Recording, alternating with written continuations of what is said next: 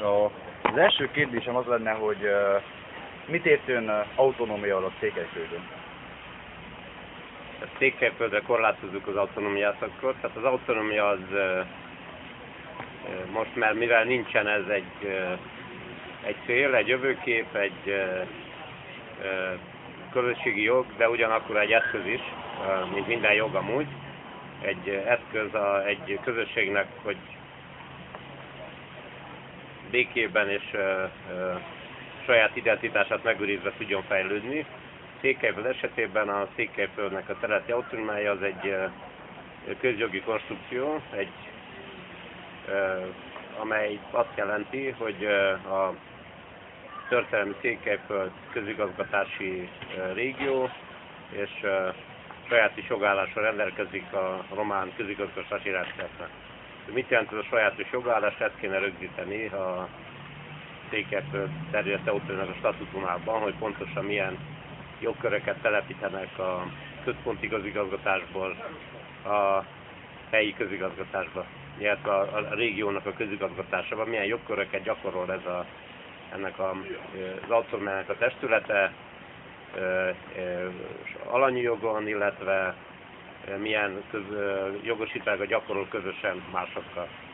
Körülbelül ez az én koncepciómban az autonómia, ami mivel nincsen meg, ezért tulajdonképpen maga egy folyamat is, amelyről eljutunk hozzá.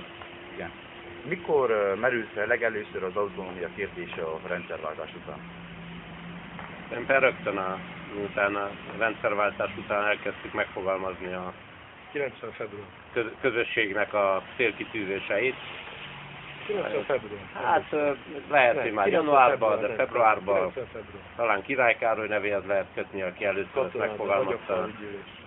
Székelyföldön, konkrétan pedig Katona Ádám által vezetett székelyföldi politikai csoport volt az, aki először ezt megfogalmazta, és körülbelül 3 év kellett ahhoz, míg pontosan letisztult az, hogy mit is értünk ez alatt, és akkor belekerült mindenféle programatikus dokumentumba, és azóta ott is van. Az más kérdés, hogy egyesek ezt komolyan veszik és képviselik, mások pedig csak ilyen propaganda szövegként használják, eszközként gyakorlatilag a különböző pozíciók elfoglalásához, de igazából akkor, amikor cselekvés szintjén kéne ezt megjeleníteni, a politikai alkuknak a szintjén kell megjeleníteni, akkor ezt általában elfelejtik.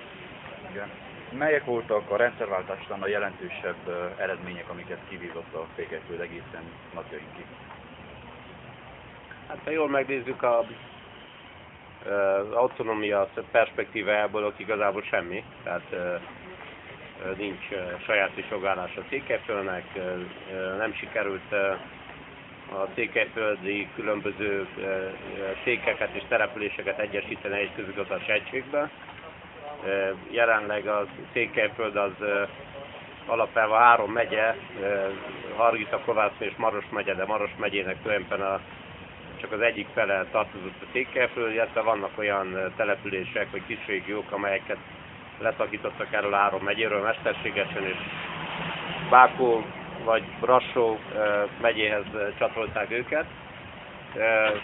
Tehát ebből a szempontból nem sikerült elérni semmit, mint ahogy a sajátos jogállás kérdésében se sikerült igazából előlépni. Tehát én azt mondom, hogy ha a Székelyföld autonómia szempontból nézzük az elmúlt 25 évet, akkor az elvesztegetett idő. Ami történt, azért hadd ne hallgassuk el azt, hogy az önkormányzatiság szintén történt előlépés, mert 92-ben megszavazták az új közigazgatási törvényt, amit aztán többször módosítottak utána, és fokozatosan erősödtek az önkormányzatok hatáskörei, de igazából ez távol álló még attól, hogy a székelyföldi megyéket, vagy a Székelyföldet alkotó önkormányzatok rendelkeznek mindazokkal a jogosítványokkal, amelyekkel egy autonóm régió testületének kellene rendelkeznie. Rendben. Mi a véleménye az autonómiáról a román, a magyar, a székelyföldi, illetve a nemzetközi közvéleménynek? Kezdjük a magyarral, igaz? Igen. Hát nehéz meghatározni, mi az, hogy magyar közvélemény. De igazából az elmúlt 25 évben talán a 2003-as, de tulajdonképpen két dátumot jelölnék itt meghatározottan. Az egyik a 1992 november 20 október? Kolozsvári nyilatkozat dátuma. Október 25-e ez, amikor megszületett Az erdélyi magyar közvélemény. az erdélyi magyar közvéleményben, erről beszéljünk, nem? Erdélyi magyar, nézzük azt a magyarországi magyar, és utána menjünk a román fele majd. Tehát erdélyi magyar közvéleményben tulajdonképpen miután megfogalmazott nagyon markánsan, hogy az út, amelyen járnunk kell, ez a belső önrendelkezés elvén alapuló autonómia konstrukciók fele. Ez a kolozsvári nyilatkozat fogalmazta meg. Ez mai napig programatikus dokumentum, és ide nyúl vissza mindenki. Az más kérdés, hogy amikor 1996-ban az RMDS kormányzati szerepet vállalt, akkor gyakorlatilag ez háttérbe szorult, és ez azóta folyamatosan tetten érhető, hogy amikor a kormányban vannak, akkor zárójelbe kell tenni az autonómiát. Ott tartottunk, hogy akkor a kormányzati szerepvállalás ez mindig háttérbe szorítja az autonómiaharcot. Ez a kérdés szempontjából, ja igen, és a másik dátum az 2003, amikor megalakult az Erdélyi Magyar Nemzeti Tanács. Pontosan az az igény hívta életre, hogy az autonómiát akart elsumákolni a éppen kormány közelbe levő erdélyi magyar politika elit.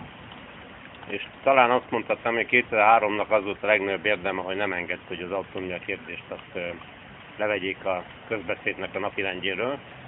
És ha most a kérdésre az a válasz, hogy a magyar közvéleményben mindenki tudja, hogy az autonómia egy fontos dolog, még a szimbóluma is megszületett képileg, ugye a székelyzászló formájában vizuálisan a székelyföldi autonómia szimbóluma. Tartalmi kérdésekben azért nem igen, nincsenek az emberek együtt tisztában, bár több törvénytervezet meg sok-sok tanulmány erről született, hogy mit is jelentene ez a közjogi konstrukció, amit sajátos jogállású regionális autonómiának nevezünk, de távol állunk attól, hogy az embereket meggyőztük volna arról, hogy ez az ő életük könnyebbé válik, és tartalmasabbá válik, és egyáltalán az utódaiknak sokkal nyugodtabban tudják hátrahagyni azt, amint egy egész életen keresztül dolgoztak, akkor ha lenne ez az autonómia. Tehát itt ez a folyamatban van. Kétségtelen, hogy az elmúlt években talán felgyorsult ez a tudatosodási folyamat. Székelyföldön egyre többen vannak olyanok, akik úgy gondolják, hogy az érdemes áldozni is, akár szabad idejéből, akár kockáztatni is egy-két dolgot, de a kritikus tömegtől még azt gondolom, hogy távol állunk. Ez az ellentmondásság ez amúgy tükröződik az erdélyi magyar nyilvánosságban is, mert tulajdonképpen az autonómiával csak mint kampányfogásra élő politikusok sokszor tolják ki a bizonytalanra és nem nevezik prioritásnak az autonómia kérdését, mivel igazából önigazolásként akarják a saját üzleteiket politikailag igazolni. Ilyen szövegekkel, hogy nem kell nekünk a szegénység autonómiája, és először legyünk gazdagabbak, fejlődjünk, érjünk erre bizonyos szintet, és utána vegyük el az autonómiát, holott történelmi és európai példák bizonyítják, hogy a dolog éppen fordítva van, akkor lesz a régió sokkal gazdagabb és sokkal inkább fejlődik, amik autonómiával rendelkezik. Bizonyítja ez Dél-Tirol, bizonyítja ezt a Baszkföld, vagy Katalónia, vagy egyebek. Na, tehát ellentmondásos igazából az erdélyi magyar közvélemény ebből a szempontból, mert az autonómia az körül még mindig nincs konszenzus, hanem ilyen politikai csatározásoknak a tárgya. Ami a magyarországi közvéleményt illeti, szerintem nem igen tudják, hogy ez mit jelent. Azt tudják, hogy valami jó dolog, és támogatni kell. Tudja ezt a nemzetben gondolkodó jobboldal, vagy egyáltalán a Fidesz körül gravitáló közgondolkodás. Azt, hogy tartalmilag ez mit jelent, azt nem tudják, és igazából azt se tudják megalapítani, hogy ki az autonomista és ki nem. Tehát ebből a szempontból szerintem a magyar nemzetpolitika deficites. Ami viszont pozitív dolog az, hogy mindenki a nyilvánosság előtt autonomista Magyarországon, leszámítva azt a néhány baloldali gondolkodót, akik igazából nem azok, de az alkotmányba is bekerült egy bizonyos formában, az új alkotmányba, mint a magyar politikumnak egy kötelessége, hogy a határon túli magyar közösségekért kiálljon, és ennek egyik formája az autonómiát támogatja. Lásd, Orbán Viktor legutóbbi harmadik miniszterelnöki beiktatásán ő is programba foglalta az autonómia támogatását, tehát azt gondolom, hogy ebből a szempontból is letisztulóban van a magyarországi közvélemény, mint ahogy szép lassan a Kárpát-medencében nincsen olyan magyar közösség, amely ne tűzze ki célul, hogy autonómia harcolni kell. Ez látszik ez a Magyar Állandó Értekezletnek az állásfoglalásaiban, vagy egyáltalán a tevékenységében. Létezik egy Kárpát-medencei Magyar Autonómia Tanács, amelynek gyakorlatilag tagjai az összes határon túli magyar politikai szervezet, tehát én azt gondolom, hogy jó irányba fejlődik ez az egész. De ami a románokat illeti, igazából ott áttörést nem sikerült elérni. Az autonómia még mindig a román politikum számára az ördögtől való. Igazából az autonómia szó alatt ők magyar állományt látnak mindig, tehát nem asszociálják a román autonomista törekvésekkel. És ez valamelyest a mi felelősségünk is nyilván már, mint a magyar politikusok, közéleti emberek felelőssége, hogy nem tudtuk ezt a csatát nyerésre vinni, de azt gondolom, hogy valamit csak haladtunk előre, mert főleg Erdélyben ilyen artikulálódik már jó egy évtizede egy ilyen inkább értelmiségből álló ilyen autonomista tábor, szervezi is önmagát, még politikailag nem, de megvan az esély arra, hogy itt az erdélyi román autonomisták is megteremtsék a maguk politikai eszközeit arra, hogy azért tudjanak harcolni. Ahhoz le kéne győzzék azt a centrista szemléletet, vagy centralista szemléletet. A román pártokrácia az abszolút Bukarest centrikus, tehát onnan látszik a világ, onnan pedig az autonómiát azt veszélyesnek tartják, és általában ellentétesnek az egységes nemzetállami szemlélettel, ami valószínűleg elméleti szinten nehezen házasított össze, de a gyakorlati döntések szempontjából összerakható azért az, hogy Románia egységes nemzetállam, de azért vannak autonóm részei, vagy vannak autonóm bíró közösségei, vagy régiói. Erről szól amúgy az Erdélyi Magyar Néppártnak ez a régiókról szóló kerettörvénye, ami ezt próbálja bevinni, hogy nem ellentmondás az, hogy Románia egységes nemzetállam, azzal, hogy vannak régiói, amelyek sajátos jogállással rendelkeznek, és vannak közösségei, amelyek sajátos jogállással rendelkeznek. Ugye egyik a spanyol modell az irányadó, az olasz modell irányadó, ebből a szempontból ott van ilyen az aszimmetrikus regionalizmus elve mentén szerveződő közigazgatás. Spanyol a legklasszikusabb példa erre, mert minden régiónak más és más típusú közigazgatása van, és Spanyolország régiókból áll, de azért a spanyol népnek az egységére épül úgymond az alkotmányban az állami szuverenitás. Az olasz alkotmányban pedig ott legalább 6 ilyen sajátos jogállású régió van, többek között egyik közül Dél-Tirol, egyértelműen etnikai alapú területi autonómia.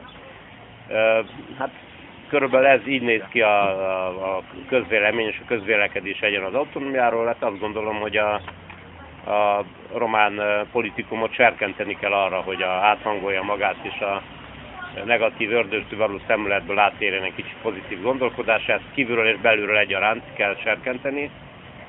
Belülről egyrészt fel kéne erősíteni azokat a román autonomista törekvéseket, amelyek nagyon bátortalanul, de azért léteznek.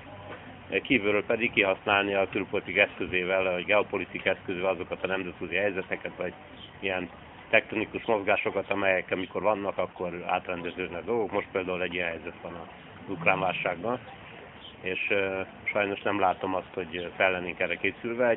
Gondolom, hogy a gondolkodásmódunkat kéne egy kicsit áthangoljuk, egy-két tabut ledönteni, és új ötletekkel kéne jöjjön a magyar nemzetpolitika, ahova beleértem a magyarországit, meg a határon túli politikai közösségeket, hogy ebből az egész ilyen tektonikai rendeződésből pozitívan jöjjünk ki. Igen. Melyik autonómia modellt tartja ön jobbnak Székelyföldön, a dél-tiroli, vagy a katalán autonómia modellt? Nem tudom pontosan mit értesz az dél-tiroli a katalán modellen, azért próbáljuk kell válaszolni arra, hogy melyiket gondolom én, hogy megfelelne. Azt hiszem, a székely autonómia modell a legalkalmasabb, egy sajátos székelyföld modellt kell nekünk kidolgoznunk. A dél-tiroli modell abból a szempontból lehet érdekes, hogy ott van egy nagy régió, amely gyakorlatilag olasz többségű nagy régió, amelynek az egyik része, és pedig a Dél-Tirol egy provincia, ami német többségű, és ez volt akkor a kompromisszumos megoldás, hogy egy vegyes nagy régiót létrehozni, sajátos jogállással, azon belül egy olasz többségű és egy német többségű provinciát, ahol a közigazgatási jogosítványok nagy részét nem a régió szintjére fogalmazták meg, hanem a provinciáknak a szintjére, a tartományoknak a szintjén. Tehát ott vannak a döntéshozói jogkörök, és ezáltal a német többségű tulajdonképpeni Dél-Tirol az rendelkezik azokkal a döntési jogosítványokkal, amivel fent tudják tartani a hosszú távon a közösségnek az identitását, meg egyáltalán a közösségnek a jövőjét.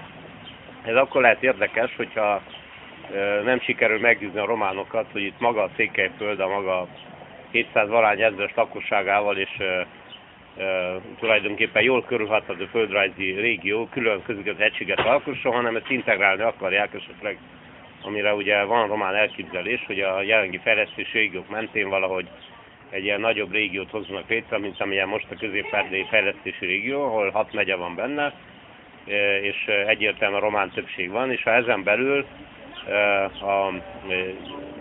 a dél-tiroli modell akkor segíthet.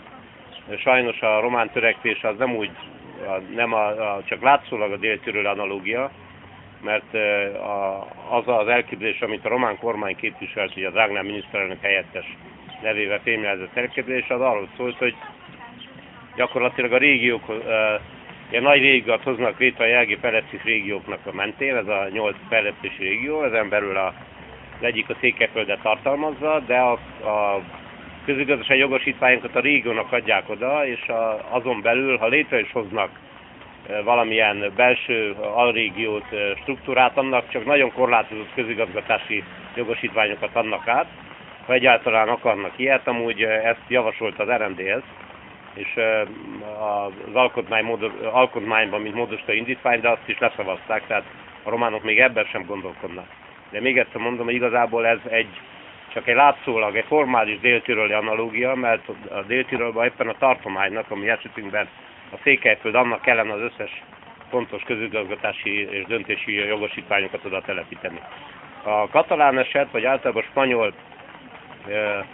a spanyol alkotmányban létező konstrukciók és maga Spanyolország, mint egy működő gyakorlat, szerintem közelebb áll a Székelyföldhöz amúgy, azt gondolom, mert a mi elképzelésünk, amúgy a néppártnak az elképzelése tulajdonképpen olyan, mint amilyen a spanyol modell. A régiókhoz szóló kerettörvénnyel lehetőséget kéne teremteni minden régiónak, hogy a saját közigazgatását kiválassza. Nyilván egy adott kerettörvényre átítva az egészet, ezt fogalmaztunk meg a régiókhoz szóló kerettörvényünkben, és akkor a régiónak a sajátos történelmi, földrajzi, politikai, kulturális és egyéb típusú adottságének megfelelően rászabni a közigazgatást. Ezek közül számunkra 2 érdekes, az egyik a Székelyföld, a másik pedig a Partium. Ugye a Székelyföld a magyar többségű régió, egyértelmű a struktúrája, és egyáltalán a sajátos jogállás amúgy nem csak a nyelvhasználatban tükröződne, hanem az alrégiók, az altartományoknak a megszervezésével, a történelmi székelyszékek, ahogy a szerveződtek, nem véletlenül szerveződtek, ezek meg volt a maguk oka. És még mindig, bár folyamatosan alakultak ezek a székek, de azért, és alakulnak most is különben az elmúlt 100 évben mondjuk alakulgattak. Erre kell megtalálni a lehető legadekvátabb megoldást, de ez biztos, hogy eltér attól, ahogyan Olténiában, vagy ahogyan Észak-Moldvában, Bukovinában, vagy akár Dobrodzsában szerveznék meg a közigazgatást, tehát egy sajátos modell lenne. Ez van amúgy Spanyolországban, Katalóniának egyféle közigazgatási rendszere van, a León tartománynak másféle, Baszkföldnek megint más, Andalúziának megint, tehát ahány régió annyiféle sajátos jogállás, és enneknek az ötvözete amúgy kiad egy egészen jól működő országot. Romániának is igazából ez a megfelelő modell. Igen. Ön szerint képes-e Székelyföld gazdaságilag életképes autonómiát létrehozni magának? mondtam már a bevezetőben, hogy szerintem képes, természetesen képes. Nyilván, hogy a húzóágazatait magának kell megmondani, nem Bukarestből kellett eldönteni, hogy akkor a Székelyföldre éppen milyen ipart telepítünk egyáltalán. Megvannak a maga hagyományos húzóágazatok, ezeket kéne felfejleszteni, de ehhez szükséges az autonómia, hogy a Székelyföld saját maga szabhassa meg a saját fejlődési irányát. Jelenleg ennek a feltételei nincsenek meg, nincs meg sem fiskális szempontból, nincs meg pénzügyi szempontból, sem területfejlesztési szempontból nincsen összerakva, tehát amíg Bukarestbe döntögetik el, hogy milyen pályázatok a jók, az ilyen területfejlesztés, régiófejlesztési pályázatok, melyek a nyerők, vagy Gyulafehérváron döntik el például, és nem itt születik meg a döntés, addig ki vagyunk szolgáltatva egyéb érdekeknek és egyéb szempontoknak. Azt gondolom, hogy amint megkapja a Székelyföld a sajátos jogállási státusz, azokat a közigazgatási jogköröket, amelyeket szükségesek, meg tudja szabni a maga gazdasági fejlődési és régiófejlődési politikáját, és akkor eljön majd az igazság pillanata, hogy képes vagy nem képes. Én amúgy meg vagy győződve, hogy képes a Székelyföld önmagát fenntartani és ellátni. Persze nem úgy, hogy kivágjuk a térképről, és ott lyuk marad a helyébe, és egy teljesen a többi régiótól és a többi állami hatóságot független struktúrát hozunk létre, hanem a maga szerves egészében kell elképzelni a Székelyföldet, ahogyan kereskedik, ahogyan megállapodásokat a többi régióval, a központtal folyamatosan megvívja maga csatáit, és megtalálja maga pályáját, de ehhez meg kell adni neki az eszközöket, és az eszközök pedig részben közigazgatási eszközök, részben pedig egyéb típusú politikai eszközök, amelyeket oda kell adni a székelyföldi elitnek a kezébe, és akkor majd el fog dőlni. Ha rosszul megy, akkor legalább saját munkra haragszunk, mi vagyunk hibásak, és nem lehet ráfogni a románokra, vagy a zsidókra, vagy a mit tudom én, globalistákra, hanem mi leszünk majd a felelősek azért már, mint mi Székelyföldön élő magyar emberek, azért, hogyha valamit jól vagy rosszul csinálunk. Igen. Igen. Mi lenne a román állam haszna, illetve a hátránya az önrendelkezésből? Székelyföld önrendelkezés. Társadalmi béke az első számú haszon. Mely egyesek számára persze nem haszon, hanem probléma, mert az etnikai feszültségekből komoly politikai tőkét lehet összegyűjteni. Mind magyar, mind román oldalon jelzem amúgy. Az RMDSZ-nek egyik legfontosabb húzágazata amúgy a románozás például, meg a folyamatos félelemkeltés, hogyha nem vagyunk mi ott a hatalmon, akkor milyen rossz lesz a magyaroknak. De ugyanúgy megvannak a román oldalon is azok, akik tulajdonképpen ebből élnek, az ilyen típusú etnikai feszültségekkel való, vagy veszéllyel való riogatásból élnek, és szereznek politikai tőkét. Tehát ezeknek nyilván kiszednénk a kezéből ezt a remek eszközt, ezek a félelem,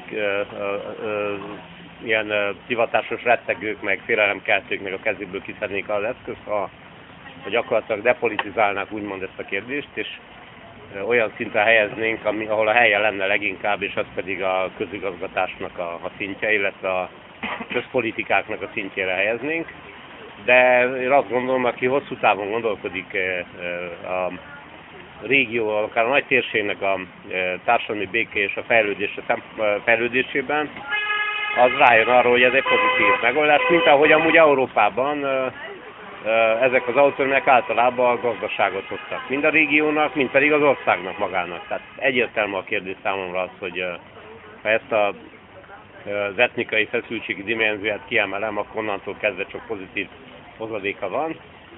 Egy egészséges versenyt is teremt a régiók között. Ha sikerül megoldani azt, hogy a régiók szolidaritását egy ilyen szolidáritási alapból kiegyensúlyozni a különböző régiók fejlődési különbséget, akkor azt gondolom, hogy ez is húzó motorja lehet a fejlődésnek. Tehát igazából azt gondolom, hogy itt egy racionális jövőben gondolkodó Romániában mindenki nyer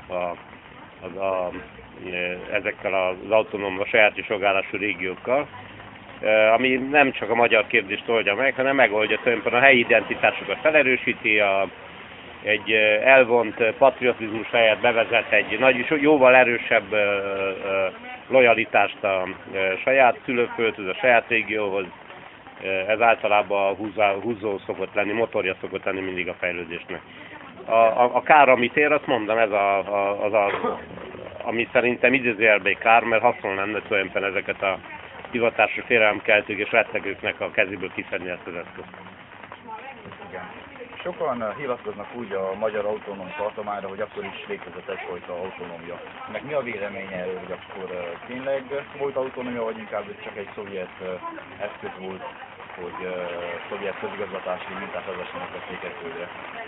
Hát, ha megvizsgáljuk például a magyar autonóm tartománynak a közigazgatási működését, vagy akár az azt követő Maros magyar autonóm tartománynak a működését, azt kell mondjuk, hogy ez papíron egy autonómia volt, egy autonóm régió volt, mint ahogy a nagy Szovjetunióban számos ilyen autonóm köztársaság működött tulajdonképpen valós autonómiával. A probléma az volt, hogy az egész állami közigazgatás járta tulajdonképpen, átítatta az egyetlen párt, az állampártnak a politikája, amely meghagyta papíron az autonómiát, igazából az autonóm régiónak a vezetői azokat a döntéseket hajtották végre, amelyeket Bukarestben megfogalmazott a kommunista párt. Tehát egy kommunista párt, egy kommunista ideológiával és működési gyakorlata átítatott formális autonómia volt. Tehát számunkra igazából nem lehet modell a kommunista időkből, mert nélkülöz a demokráciának az alapvető elemeit, és azt gondolom, hogy a mi autonóm elképzelésünk egy demokratikus jogállamban próbáljuk körülírni, ezért egy diktatúrából átvett modell nem igen lehet használható jelen esetben.